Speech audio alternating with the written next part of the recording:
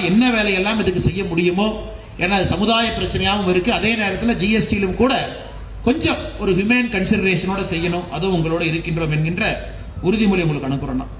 அடுத்து முக்கியம், குறிப்பாக இன்னைக்கு அமைப்பு சாரா தொழிலாளர்களுக்கு இருக்கக்கூடிய எல்லா சௌரியமும் கூட உங்களுடைய தொழிலாளர்களுக்கு வர வேண்டும் என்கின்ற நீங்க நினைக்கக்கூடிய அந்த எண்ணம் என்பது சரியான எண்ணம்.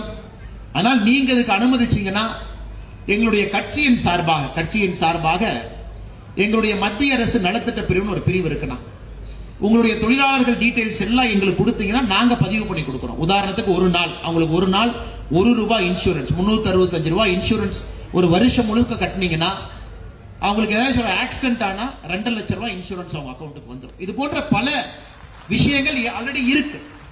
ஆனா அதை நாம நேரம் நமக்கு எடுத்து பண்ணுவதற்கு இன்னைக்கு கூட கொஞ்சம் முதல்ல முயற்சி பண்ணியிருந்தா வெளியே நாங்க ஒரு ஸ்டால் கூட போட்டிருப்பாங்க. அடுத்த முறை ஒரு அசோசியேஷனா உங்ககிட்ட இருந்து நாங்க டீடைல்ஸ் வாங்கிக்கிறோம். இங்க இருக்கக்கூடியவங்க எல்லாமே மத்திய அரசினுடைய அமைப்பு சாரா தொழிலாளர்கள் யாரெல்லாம் இருக்கின்றார்களோ அவர்களுக்கு என்ன பயன் இருக்கோ அது உங்களுக்கும் கிடைக்கும்.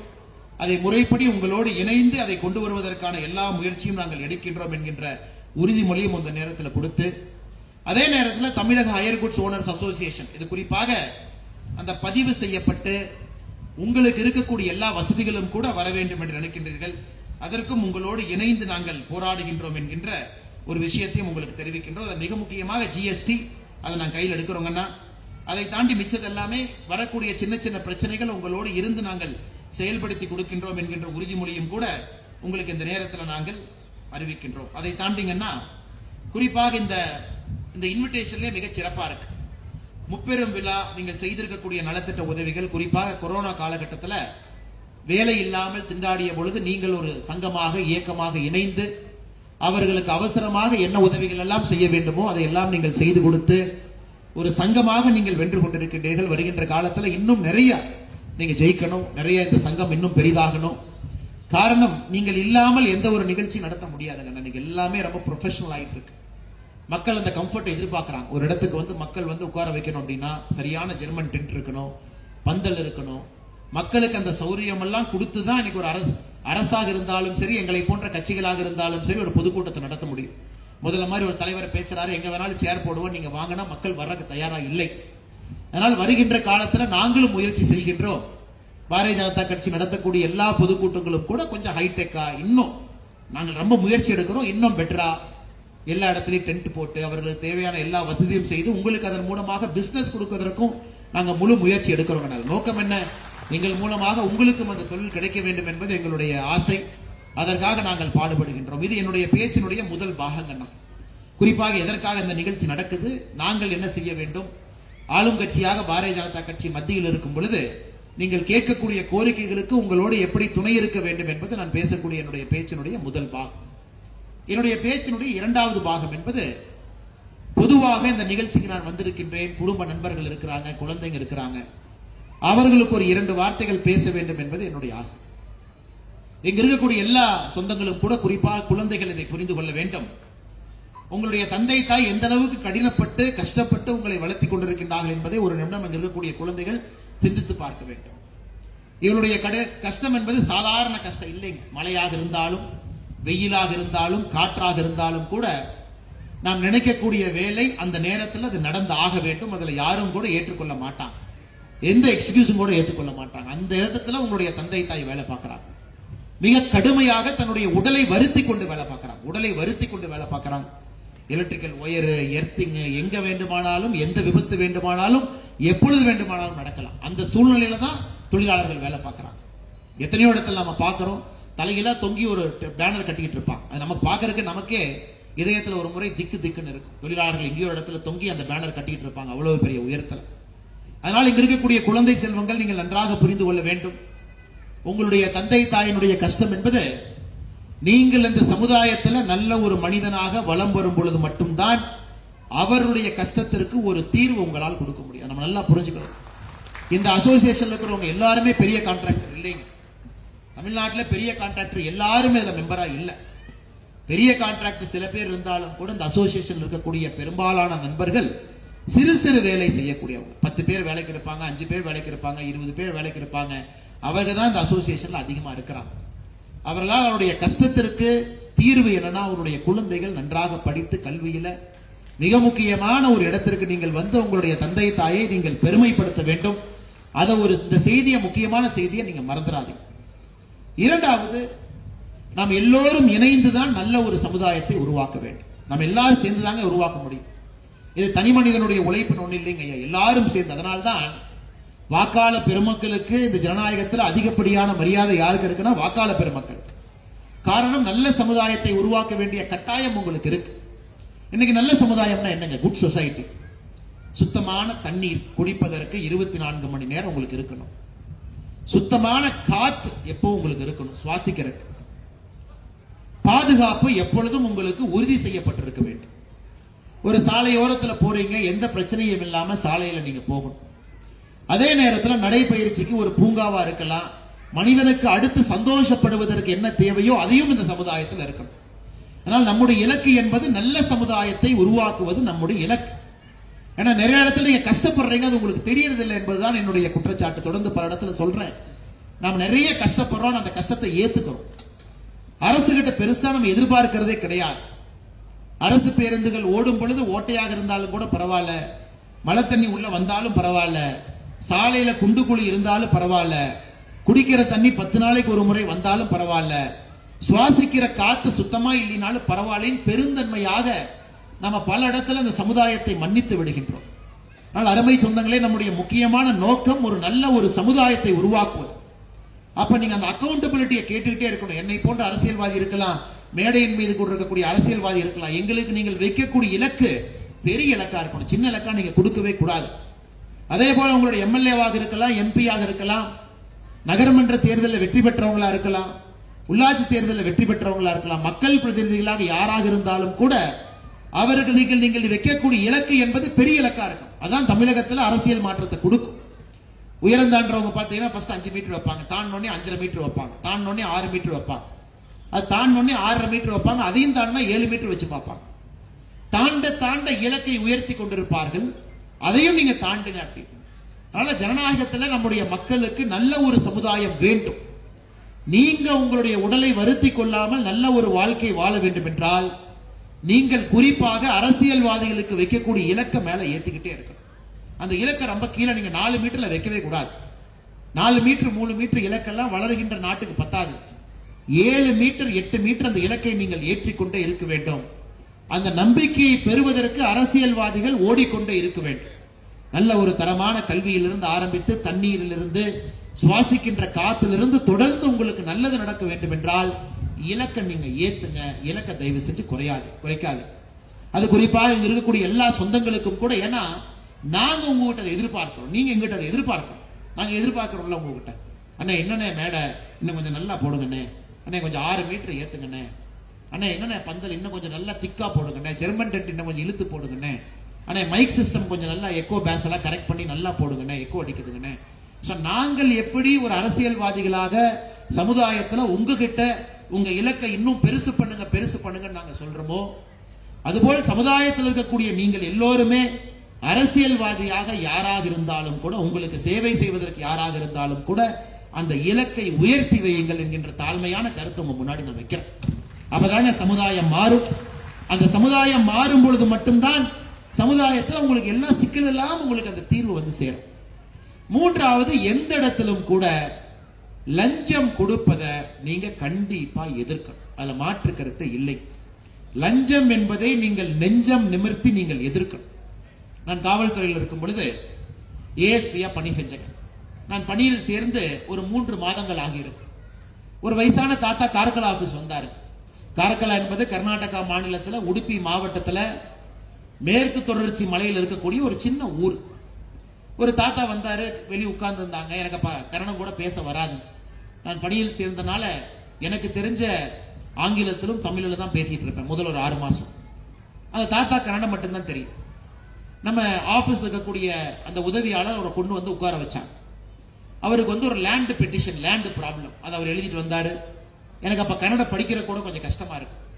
அதை கொடுத்து நான் பக்கத்துல உதவியாளர்கிட்ட கேட்பேன், என்னென்ன எழுதியிருக்காங்க சொல்லுங்க அப்படின்னு. உடனே உதவியாளர் எடுத்த அந்த ஒரு 4 பேஜ் பெட்டிஷன் முதல் பக்கத்தை படிச்சாரு, 2வது பக்கத்தை படிச்சாரு. மூன்றாவது பக்கத்து உதவியாளர் கிட்ட ஏதோ மறைக்கிறதுக்கு முயற்சி பண்ணார், ஒரு மாதிரி தடுமாறினார். இந்த மூன்றாவது பக்கத்துக்குள்ள ஏதோ இருந்துச்சு, ஆனா அது என் கண்ணிலே படக்கூடாது என்பதற்காக ரொம்ப ஒரு மாதிரி தயங்கினார். உதவியாளர் ரொம்ப நேர்மையான ஒரு மனிதர் நம்முடைய அலுவலகத்துல. நான் கேட்டேன், என்னன்னு சொல்லுங்க, காட்டுங்க அப்படின்னு. ஐயா இல்லைங்க ஐயா, நீங்க பார்க்க வேண்டாம், இதான் கேஸ். இல்ல ஏதோ உள்ள இருக்கு, நீங்க மறைக்க பாக்குறீங்க, என்னன்னு காட்டுங்க அப்படின்னு. அந்த மூன்றாவது பக்கத்துல பாத்தீங்கன்னா 500 ரூபாய் நோட் இருந்துச்சு. முதல் பக்க பெட்டிஷன், இரண்டாவது பக்க பெட்டிஷன், மூன்றாவது பக்கத்துல ஒரு 500 ரூபாய் நோட்டு, அதுக்கப்புறம் 2 பேஜ். இதனுடைய புத்தகத்துல கூட நான் எழுதியிருந்தேன். எனக்கு அப்ப பயங்கர கோவம். ஏன்னா நீங்க எல்லாம் அப்பதான் ட்ரைனிங் முடிச்சுட்டு எல்லாம் வர்றீங்க, லஞ்சம் என்பது முதலாக யாரோ உங்களுக்கு கொடுக்க முயற்சி பண்றாங்கன்னு நீங்க நினைக்கிறீங்க. உடனே அந்த ஐயாட்ட கேட்ட, ஐயா எதுக்கு ஐயா 500 ரூபாய் வச்சிருக்கிறீங்க? அதையும் கூட இவர் தான் மொழிபெயர்த்து சொல்லணும். அந்த ஐயாக்கு ஒண்ணுமே புரியல. இல்லைங்கன்னா கொஞ்சம் வேகமா வேலை நடக்கணும் அப்படிங்கறதுக்காக 500 ரூபாய் வச்சிருக்கேன் அப்படின்னாரு. நான் எனக்கு அது புரிய வேண்டும் என்பதற்காக அந்த ஐயாட்ட பொறுமையா கேட்டேன், ஐயா நீங்க அலுவலகத்துக்கு வந்திருக்கிறீங்க, நீங்க பெட்டிஷன் கொடுக்க போறீங்க, நாங்க அதை சால்வ் பண்ண போறோம். நான் சால்வ் பண்ணேன், எனக்கு மேல எஸ்பி இருக்கிறாரு, அவர் அலுவலகத்துக்கு போவீங்க, அவர்கிட்ட போய் கொடுக்க போறீங்க. அவரு வேலை செய்யலாம், ஐஜி இருக்காரு, அவர்கிட்ட போய் கொடுக்கத்தானே போறீங்க. அதனால எதற்காக நீங்க இந்த பணத்தை வைக்கணும்னு நான் தெரிஞ்சுக்க விரும்புறேங்க ஐயா. அதுக்கு அவர் சொன்னார், இல்லைங்கண்ணே, நார்மலா போலீஸ் ஸ்டேஷன் போனா என்ன சொல்லுவாங்கன்னா, லேண்ட் டிஸ்பியூட் கேஸ் தாசில்தார் ஆபீஸ்க்கு போங்கப்பா. தாசில்தார் ஆபீஸ்க்கு போனா ரெவன்யூ இன்ஸ்பெக்டர் ஆபீஸ்க்கு போங்கப்பா. அங்க போனீங்கன்னா விஏஓ ஆபீஸ்க்கு போங்க, போய் பட்டாச்சட்டெல்லாம் கொண்டு வாங்கப்பா. ஒரு சாதாரண ஒரு டிஸ்பியூட், நிலத்துல பக்கத்து காட்டுக்காரன் வேலியத்துக்கு உள்ள போட்டுட்டான் ரப்பர் எஸ்டேட்ல. இந்த ஒரு விஷயத்த நான் ஏற்கனவே ஐயா 6 அலுவலகத்திற்கு சென்று சுத்தி வந்தேன், எங்கேயுமே வேலை நடக்கல. நானே போய் வேலையை புடுங்கி வேலையை போட போனேன், என்னை அடிக்க வர்றான். அதனாலதான் உங்ககிட்ட வந்திருக்கிறேன். எத்தனை இடத்துக்கு ஐயா சுத்துவேன்? நானும் 6 மாசமா சுத்துறேன். அப்பதான் எனக்கு ஒரு பெரிய உண்மை புரிஞ்சதுங்க. அதாவது இந்த லஞ்சம் என்பது யாரோ ஒருவர் தான் செய்ய வேண்டிய வேலையை செய்யாதனால அந்த மக்கள் அந்த வேலையை செய்யுங்கன்னு கொடுக்க ஆரம்பிக்கிறது தான் லஞ்சம். அப்படித்தாங்க உருவாச்சு. யாரும் விருப்பப்பட்டு வலுக்கட்டாயமாக பாக்கெட்ல இருக்கக்கூடிய பணத்தை தூக்கி விருப்பப்பட்டு யாரும் கொடுக்க போறது கிடையாது. இந்த மனிதன் ஒரு சிறந்த ஒரு உதாரணமான ஒரு மனிதன். அவரை தூக்கி என் ஜீப்ல உட்கார வச்சுக்கிட்டு நாங்க 2 இடத்துக்கு போய் பார்த்தோம். அதே போல வேலி போட்டிருந்தாங்க, அது ஒரு பெரிய பஞ்சாயத்து. அவர்கிட்ட போய் பேசி பார்த்தோம், அன்னை கொஞ்சம் வேலையை புடுங்கி போடுங்க அப்படின்னு. அவர் புடுங்க மாட்டேன்னு சொன்னாரு. அவரு கேட்டாரு, நீ போலீஸ், உங்களுக்கு லேண்ட் டிஸ்பியூட்ல தலையிறதுக்கு என்ன அதிகாரம் இருக்குன்னு. அதை நான் தலையிட்டு அதை புடுங்கி மறுபடியும் போட்டதுக்கு அவரு போய் சிவில் கோர்ட்ல என் மேல ஒரு கேஸ் போட்டாரு. ஒரு காவல்துறை அதிகாரியாக இருந்து லேண்ட் டிஸ்பியூட்ல ஒரு தலையிட்டு இருக்கிறாரு. அதனால எதற்காக இவர் நீங்க பணி நீக்க செய்யணும்? எதற்காக இந்த கதையை சொல்றாங்க? அவருக்கு உதவி செய்ய போய் உபத்திரத்துல நான் மாட்டிக்கிட்டேன்.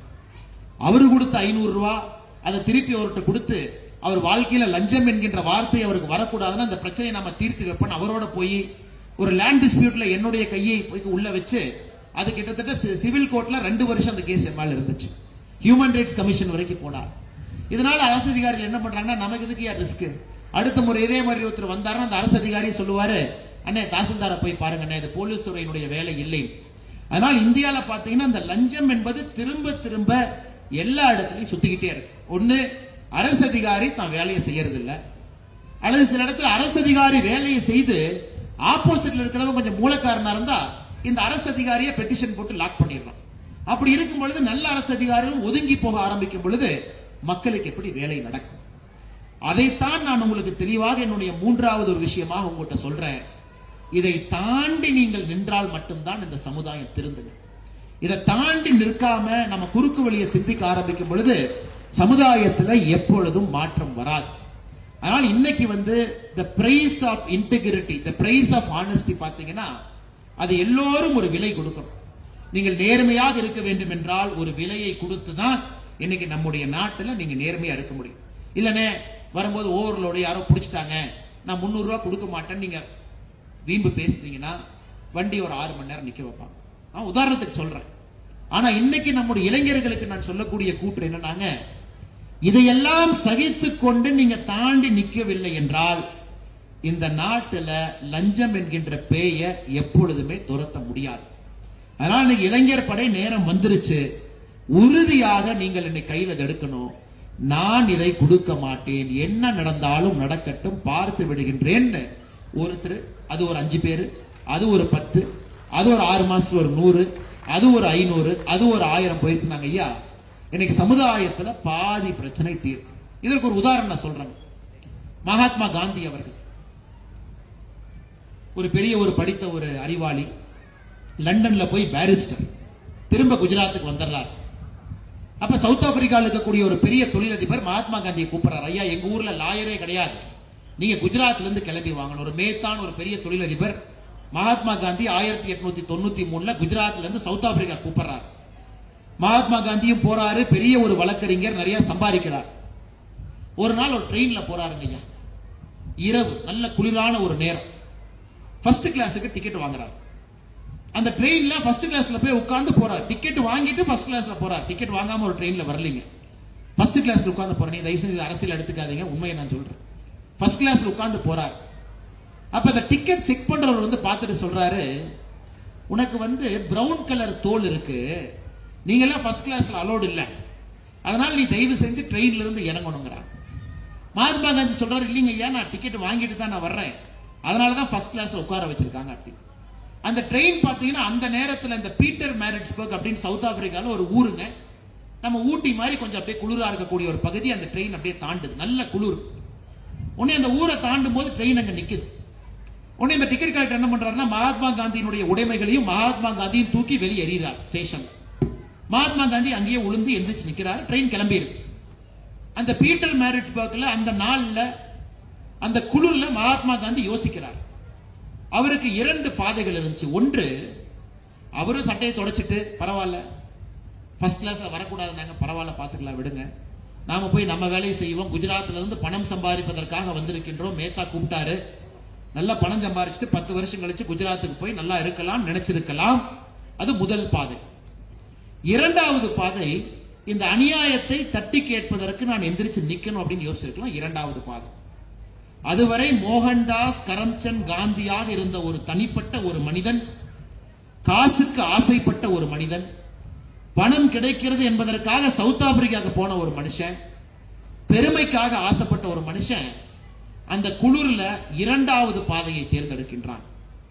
ஒரு தனி மனிதனுக்கு ஒரு தீங்கு நடந்திருக்கிறது, என்னை பார்த்து கருப்பு தோழன் என்று சொல்லி வெளியே வீசி இருக்கின்றார், நான் வாங்கிய அந்த டிக்கெட்டு கூட அவங்க மரியாதை கொடுக்கல, அதனால் நான் எதிர்த்து நிற்க போகின்றேன் என்று 1894 ஒரு நாள்ல அந்த குளிர்காலத்தில் செயின்ட் மேரிட்ஸ்பர்க்ல, பீட்டர் மேரிட்ஸ்பர்க்ல எந்திரிச்சு நிக்கிறாரு. அன்னைக்கு மோகன்தாஸ் கரம்சந்த் காந்தியா இருந்த அந்த மனிதன் எந்திரிச்சு நிற்கும் பொழுது மகாத்மாவாக மாறுகின்றார். அதாங்க ஒரு தனி மனிதனுக்கு இந்த பாதையில போறோமா இந்த பாதையில போறோமா அப்படிங்கிறது 1 டிகிரி மட்டும்தாங்க, ஒரே டிகிரி மட்டும்தான் வித்தியாசம். ஆனா மகாத்மா காந்தி இந்த பக்கத்தை எடுத்தார். அதன் பிறகு சரித்திரம் உங்களுக்கு தெரியும். ஆனா இது பாட புத்தகத்துல வராது. அதன் பிறகு மகாத்மா காந்தி என்ன பண்ணாருங்கிறது எல்லா இடத்துலையும் வரும். உலகத்திலே ஒரு தலைவன் 2 இடத்துல ஆங்கிலேயர்களை எதிர்த்து மோதி 2 இடத்திலும் ஆங்கிலேயர்களுக்கு சிம்ம சொப்பனமாக ஒரு தலைவன் இருந்திருக்கின்றார் என்றால் மகாத்மா காந்தி மட்டும்தான். மற்றவங்க எல்லாம் ஒரு நாட்டுல போராடி இருப்பாங்க. ஆனால் இந்த மனிதன் 2 நாட்டுல, சவுத் ஆப்பிரிக்காலையும் 1917 இந்தியாவில் வந்த பிறகு 30 ஆண்டு காலம் நம்ம சுதந்திரம் வாங்கி கொடுத்திருக்கிறார். இரண்டாவது, நீங்க நினைக்கலாம் அதற்கு பவர் வேணும், மேல பாருங்க, நீங்க சொல்ற மாதிரி நான் லஞ்சம் கொடுக்க மாட்டேன்னு சொன்னா தஞ்சை சிவாண்ண மாதிரி இருந்தா பிரச்சனை இல்லை, அவர் அடிச்சா திரும்ப அவர் அடிப்பாரு. தங்கவேல் அண்ணன் மாதிரி இருந்தா பிரச்சனை இல்லை, அவரு கை வச்சா அவரு திரும்ப கை வைப்பாரு. மாநில தலைவர் பழனிசாமி அண்ணன் இருக்காரு, அவரு பவர்ஃபுல்லான மனுஷன், அவரு கை வச்சா திரும்ப அவரு கை வைப்பாரு. பால்ராஜ் அண்ணன், மணிமாறன் அண்ணன், சரவணன் அண்ணன், செந்தில்குமார் அண்ணன் இருக்காங்க, அவரு கை வச்சா 100 பேர் இருக்காங்க, அவரு போய் சண்டை போடுவார். நான் தனி மனிதங்க, நான் வந்து இல்லைன்னு சொன்னா நீ வச்சு செஞ்சிட மாட்டாங்களா? மகாத்மா காந்தி தன்னுடைய வாழ்க்கையில இந்தியாவிற்கு வந்த பிறகு எந்த ஒரு பொறுப்பும் வேண்டாம் என்று சொன்ன மனிதர். ஒரே ஒரு முறை, ஒரே ஒரு ஆண்டு 1921 அகில இந்திய காங்கிரஸ் கமிட்டியினுடைய தலைவராக ஒரே ஒரு வருஷம் மட்டும்தான் இருந்தார். வட்டமேஜை மாநாட்டுக்கு போனாரு, பொறுப்பு என்ன? பொறுப்பில்லை, சாதாரணமான மனிதன். இரண்டாவது வட்டமேஜை மாநாட்டுக்கு போனார், பொறுப்பு என்ன? பொறுப்பு இல்லைங்க, சாதாரணமான மனிதன். வெள்ளையனை வெளியேறு போராட்டம் நடத்தினார், பொறுப்பு என்ன? பொறுப்பு இல்லைங்க, சாதாரண ஒரு மனுஷன். 30 ஆண்டு காலம், அல்ல 29 வருஷம் பொறுப்பே இல்லாம ஒரு மனுஷன் ஒரே ஒரு ஆண்டு மட்டும் 1921 அகில இந்திய காங்கிரஸ் கமிட்டியினுடைய தலைவராக இருந்து ஒரு தனி மனிதனாக இந்த நாட்டிலே மாற்றம் கொடுக்க முடியும் என்பதை காட்டியிருக்கிறார். நல்லா புரிஞ்சுக்கணும். அவர் பெரிய பதவியில 30 வருஷம் இல்லைங்க, பெரிய தலைவரா 30 வருஷம். தனி மனிதனாக 29 ஆண்டுகள் தனி மனிதனாக ஆங்கிலேயர்கிட்ட விரல விட்டு ஆட்டியிருக்கார். அது பிரிட்டிஷ் ராணியாக இருந்தாலும் தனி மனிதனாக கூட போய் பேசிட்டு வந்திருக்கார். அதனால் அது நம்முடைய குழந்தைகள் புரிந்து கொள்ள வேண்டும். ஒரு தனி மனிதனாக இந்த சமுதாயத்தில் உங்களால் மிகப்பெரிய மாற்றத்தை உங்களால் கொடுக்க முடியும் என்பதை நீங்கள் மறந்து விடாது. பதவி எல்லாம் வரும் போங்க, அதெல்லாம் ஒரு அலங்காரம் தான். அதனால நிறைய பேர் நீங்க நினைக்கிறது என்ன, நீங்க எடுத்து பேசுறீங்க, உங்களுக்கு பதவி இருக்கு, நான் சாதாரணமான ஆளு, நான் எடுத்து பேசினா கஷ்டங்க. நான் நினைக்காது ஒரு தனி மனிதனும் இந்தியாவில் 142 கோடியில 141 கோடி மக்கள் சாதாரண மனிதர்கள். வெறும் 50 லட்சம் பேர் தான் அரசியல் தலைவர், தொழிலதிபர், இங்க அங்க கவர்மெண்ட் சர்வன்ட் 50 லட்சம் பேர் இருப்பாங்க. அதுல 13 லட்சம் பேர் ஆர்மியில் இருக்கிறாங்க. 142 கோடி மக்கள் தொகையில 142 கோடி தனி மனிதன். வெறும் 50 லட்சம் பேருக்கு மட்டும்தான் அடையாளம் இருக்கு. ஆனால் 142 கோடி மக்களுமே நான் தனி மனிதன் சிந்திக்க ஆரம்பிச்சா இந்த நாடு எப்படி, இந்த நாட்டிலே மாற்றம் வரும் என்பதை ஒரு முறை நீங்கள் உணர்ந்து பார்க்க வேண்டும். அன்பு சொந்தங்களே, தனி மனிதனாக நீங்கள் எவ்வளவு பெரிய காரியத்தை வேணுமானாலும் செய்யலாம். அதற்கு ஒரு அருமையான உதாரணம் மகாத்மா காந்தி அவர். கர்ம வீரர் காமராஜர் ஐயா அவர்களும் இன்னொரு உதாரணம், தனி மனிதனா. நல்லா யோசிச்சு பாருங்க. தமிழ்நாட்டினுடைய காங்கிரஸ் கட்சியினுடைய தலைவர் பண்டிட் நேரு அவர்கள் இந்தியாவுடைய பிரதமராக இருக்கும் பொழுது காமராஜர் ஐயாவை கூப்பிட்டு சொல்றாங்க, இவரைத்தான் தமிழகத்தினுடைய முதலமைச்சராக நீங்கள் போட வேண்டும் சொல்றாங்க. பாருங்க, அகில இந்திய கட்சி, இந்தியாவுடைய பிரதமர் காமராஜர் ஐயாவை கூப்பிட்டு சொல்றாங்க, தமிழகத்தினுடைய முதல்வர் இவரைத்தான் போன. அந்த பேரை நான் சொல்ல விரும்பவில்லை. சரித்திரம் உங்களுக்கும் தெரியும், அரசியல் உங்களுக்கும் தெரியும். காமராஜர் என்ன சொல்றாருன்னா, நேரு அவர்களே மன்னிக்கணும், அதை நான் செய்ய மாட்டேன். என்னுடைய எம்எல்ஏக்கள் எல்லாத்தையும் கூப்பிடுவேன். எம்எல்ஏக்கள் எல்லாம் யாருடைய பெயரை சொல்லுகின்றார்களோ அவர்களைத்தான் இந்த கட்சியினுடைய தலைவராக, தமிழகத்தினுடைய முதலமைச்சராக நான் முன்மொழிவேன் அப்படிங்கிறார். பாருங்க என்ன தைரியம் பாருங்க. அதன் பிறகு ஒரு மிக வித்தியாசமான தலைவர் பார்த்தீங்கன்னா, காங்கிரஸ் கட்சியினுடைய தலைவராக இருந்து 2 தலைவர்களை முதலமைச்சராக ஆக்கி அழகு பார்த்து அதன் பிறகு இவர் முதலமைச்சராக வர்றார். பாருங்க, இன்னைக்கெல்லாம் பதவி பொறுப்பில் இருந்தாவே நமக்கு என்ன வேண்டும் என்று நினைக்கக்கூடிய உலகத்துல அந்த கட்சியினுடைய தலைவராக இருந்து 2 முறை வேறு ஒருவரை தமிழகத்தினுடைய முதலமைச்சராக அமர்த்தி அழகு பார்த்து விட்டு 1954 அந்த பொறுப்பில் இவர் வந்து உட்கார்றார். பெரிய மனிதர், மிகப்பெரிய மனிதர். ஆனா இன்னைக்கு நம்ம குழந்தைங்களுக்கு இவங்களை பத்தி எல்லாம் சொல்லிக் கொடுக்கிறதுக்கு ஆள் கிடையாது. இவரை போல் தன்னிலம் இல்லாத, எதுவுமே இல்லாம, தனக்கென்று இல்லாம மக்களுக்காக பணி செய்த தலைவர்களை ஆழமாக படிப்பதற்கான நேரம் நமக்கு இல்லை. அதனால் இங்க இருக்கக்கூடிய அன்பு சொந்தங்களை நாம் எல்லோரும் கஷ்டப்படுறோம். இவங்க எவ்வளவு பெரிய மேடை போட்டு எங்களுடைய தலைவர்கள் என்று பேசினாலும் கூட அந்த அரசியல் மாற்றம் எப்பொழுது வரும் என்றால், சாதாரணமாக இருக்கக்கூடிய நாம் அரசியல் மாற்றம் வேண்டும் என்று நினைத்தால் மட்டும்தாங்க அது நடக்கும். அதனால் மேடைகள் எவ்வளவு பெரிதாக இருந்தாலும் கூட மக்களுடைய உள்ளங்கள் அவ்வளவு பெரிதாக இருந்தால் மட்டும்தான் அந்த மாற்றம் நடக்கும். அதனாலதான் இந்த நிகழ்ச்சியில் உங்களுக்கு நான் வைக்கக்கூடிய அன்பான வேண்டுகோள், லஞ்சத்தை அறவே தவிர்ப்போம். அதன் மூலமாக நமக்கு பிரச்சனை வந்தாலும் கூட எதிர்த்து நிற்போம். அது இல்லாத ஒரு சமுதாயத்தை உருவாக்குவதற்கு நம்முடைய இளைஞர் படை தயாராக இருக்க வேண்டும். அதே போல காந்தி அவர்களை போல, காமராஜர் ஐயாவை போல வாழ்க்கையில பதவி என்பது முக்கியம் இல்லை என்பதை வாழ்ந்து காட்டியிருக்கின்றார்கள். ஒரு தனி மனிதனாக இந்த நாட்டில் மிகப்பெரிய ஒரு மாற்றத்தை உங்களால் கொடுக்க முடியும். அதை நீங்கள் செய்து காட்ட வேண்டும். காரணம், நாம் எல்லாம் ஒரு நாள் மண்ணில் தாங்க போப்போம். இவ்வளவு பெரிய மனிதர்களாக இந்த மேடையில் அமர்ந்திருந்தாலும் கூட இன்னும் 100 ஆண்டுகள் கழித்து யாருக்கு நாம் இருந்ததே தெரிய போறது. ராஜராஜ சோழன் 1000 ஆண்டுகளுக்கு முன்பு வாழ்ந்தவரே கொஞ்சம் பேர் மறந்துட்டான், அவ்வளவு பெரிய ஒரு ராஜா. அதனால் பிறந்தோம், வாழ்ந்தோம், மறைந்தோம், அப்படித்தான் நம்முடைய வாழ்க்கை பெரும்பாலும் இருக்க போகுது. ஆனா நம்முடைய காலகட்டத்தில் நல்ல ஒரு சமுதாயத்தை உருவாக்குவதற்கு நாம் பாடுபட்டு அந்த சமுதாயத்தை உருவாக்கி இருந்தால் நாம் நன்றாக வாழ்ந்திருக்கின்றோம் என்கின்ற அர்த்தம். எப்படி மோகன்தாஸ் கரம்சந்த் காந்தி 1894 ஒரு குளிர் பிரதேசத்தில் எதிர்த்து நின்று 2வது பாதையை தேர்ந்தெடுத்தானோ, அதே போல இருக்கக்கூடிய நீங்கள் எல்லோரும் கூட நல்ல ஒரு சமுதாயத்தை உருவாக்குவதற்கு நீங்கள் பாடுபட வேண்டும் என்கின்ற ஒரு செய்தியும் உங்களுக்கு சொல்றேன். இதற்காகத்தான் நான் 2வது செய்தியா வச்சிருக்கிறேங்க ஐயா. உங்களுடைய பிரச்சனையை கையில் எடுக்கின்றோம், உங்களோடு நிற்கின்றோம், போராடுகின்றோம். காரணம், அதற்காகத்தான் நாங்கள் அரசியல் இருக்கிறோங்க ஐயா. உங்களுக்கு மாற்றம் வர வேண்டும் என்பதற்காகத்தான் அரசியல் இருக்கும். அதனால் இதை செய்வது எங்களுடைய கடமை. உங்களுடைய கோரிக்கையா இருக்கலாம், ஆனால் அந்த கோரிக்கை எங்களுடைய காதுக்கு வந்த பிறகு அது கடமையாக மாறிவிடுகிறது. எங்களுடைய கடமையாக அது மாறிவிடுகிறது. போராடி இதை செய்து கொடுக்கின்றோம் என்கின்ற உறுதிமொழி உங்களுக்கு அளித்து இந்த அற்புதமான தமிழக அயர் கூட்ஸ் ஓனர்ஸ் அசோசியேஷன் இந்த நிகழ்வுக்கு வந்திருக்கக்கூடிய எல்லா குடும்பத்தினருக்கும் மறுபடியும் தலைவணங்கி என்னுடைய வாழ்த்துக்களை தெரிவித்துக் கொள்கின்றேன். உங்களுக்கு தெரியுமான்னு தெரியாது, எவ்வளவு கஷ்டப்படுறாங்க நாங்க பாக்குறோம், அவ்வளவு கஷ்டப்படுறாங்க. அதனால குடும்பத்தில் இருக்கக்கூடிய எல்லா சொந்தங்களுக்கும் இந்த நேரத்தில் என்னுடைய நன்றி கலந்த வாழ்த்துக்களை, வணக்கங்களை தெரிவித்து, முன்னிருக்கையில் இருக்கக்கூடிய தலைவர்களும் வந்திருக்கின்றார்கள், வேறு வேறு மாவட்டத்திலிருந்து வந்திருக்கிறாங்க, அவர்களுக்கும் தெரிவித்து, இந்த நிகழ்ச்சியினுடைய ஏற்பாட்டாளர்கள், குறிப்பாக தமிழக பொறுப்பில் இருக்கக்கூடிய தலைவர்கள், கோவை மாநகரில் இருக்கக்கூடிய தலைவர்களுக்கும் இந்த நேரத்தில் நன்றி தெரிவித்து, என் சார்பாக என்னோடு வந்திருக்கக்கூடிய எல்லா நம்முடைய தலைவர்கள் சார்பாக ஒரு பெரிய வாய்ப்பு கொடுத்திருக்கிறீங்க. இந்த நிகழ்வுக்கு வர வேண்டும் என்கின்ற பெரிய ஒரு அக்கறையோடு நாங்கள் வந்திருக்கிறோம். வரணும், அப்படி உங்களுக்கு கௌரவம் கொடுக்க வேண்டும், வந்து உங்களோடு இருக்க வேண்டும், சில மணி துளிகள் உங்களோடு இருக்க வேண்டும். உங்கள் பிரச்சனைகளை காது கொடுத்து கேட்க வேண்டும், உங்களோடு நாங்கள் இருக்கின்றோம் என்கின்ற நம்பிக்கையை உங்களுக்கு விதைக்க வேண்டும் என்பதற்காகத்தான் நானும் சென்னையில் இருந்த நிகழ்வுகளை எல்லாம் இன்று ஒத்திவைத்து விட்டு, ஏன்னா இன்னைக்கு பாத்தீங்கன்னா இன்னைக்கு வந்து குரு பௌர்ணமி, காலையில நம்முடைய மோகன் பகவத் ஐயா வந்துதான். எனக்கு சென்னையில் நான் இருக்க வேண்டிய ஒரு முக்கியமான நாள். ஆனா யாரு கேட்டாலும் கூட ஒரே வார்த்தையை சொன்னீங்களானே, கமிட் பண்ணியிருக்கிறேன், அவங்ககிட்ட சொல்லியிருக்கிறேன், எங்களுக்காக உழைக்கக்கூடியவர்கள் அந்த மேடைக்கு சென்றே ஆக வேண்டும். ஆனால் எந்த காரணத்திற்கு எவ்வளவு முக்கியமாக இருந்தாலும் கூட நான் சென்னையில் இருக்க முடியாது என்பதைத்தான் 10 நாட்களாக கிளிப்பிள்ளையை போல் பாடிக்கொண்டிருக்கின்றேன். இன்று வந்ததிலே மிகுந்த சந்தோஷப்படுகின்றோம், ஆனந்தம் அடைகின்றோம், பெருமை அடைகின்றோம்.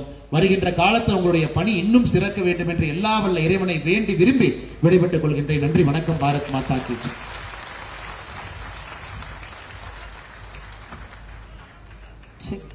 Thank you, sir. Thank you so much for your wonderful speech, and you are the best inspiration for all the youngsters. Thank you so much.